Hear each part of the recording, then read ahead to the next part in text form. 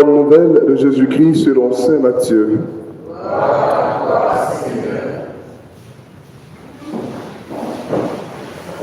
En ce temps-là, quand Jésus apprit la mort de Jean le Baptiste, il se retira et partit en barque pour un endroit désert à l'écart.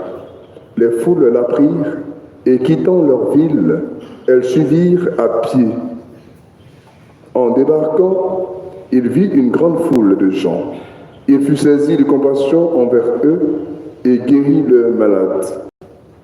Le soir venu, les disciples s'approchèrent et lui dirent : « L'endroit est désert et l'heure est déjà avancée. Renvoie donc la foule, qu'ils aillent dans les villages s'acheter de la nourriture. » Mais Jésus leur dit : « Ils n'ont pas besoin de s'en aller.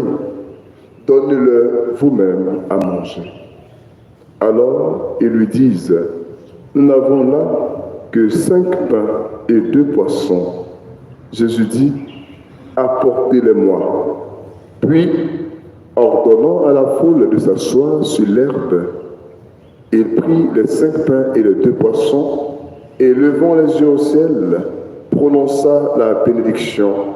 Il remplit les pains et le donna aux disciples, et les disciples les donnèrent à la foule.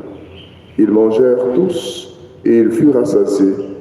On ramassa les morceaux qui restaient. Cela faisait 12 paniers pleins. Ceux qui avaient mangé étaient environ 5000, sans compter les femmes et les enfants. Veuillez vous lever. Acclamons la parole de Dieu. Louange à toi, Seigneur Jésus. Chers frères et sœurs, à travers la première lecture que nous avons entendue, nous voyons un échange entre 2 personnes qui se disent prophètes, Ananie et Jérémie. Ananie qui prophétise le bonheur pour le peuple et Jérémie qui prophétise le malheur. Et au finish, nous voyons la déchéance d'Ananie.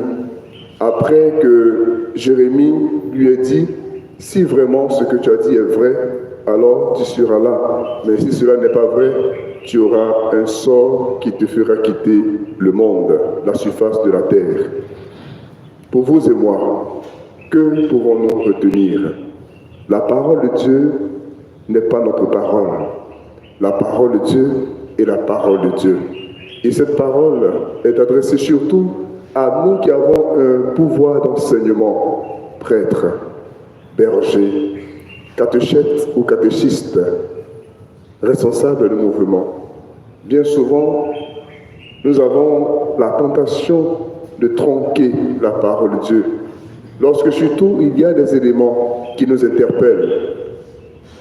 Nous ne voulons pas que notre conscience se laisse toucher et nous pouvons être tentés de prendre une partie de la parole de Dieu ou de la tourner à notre avantage.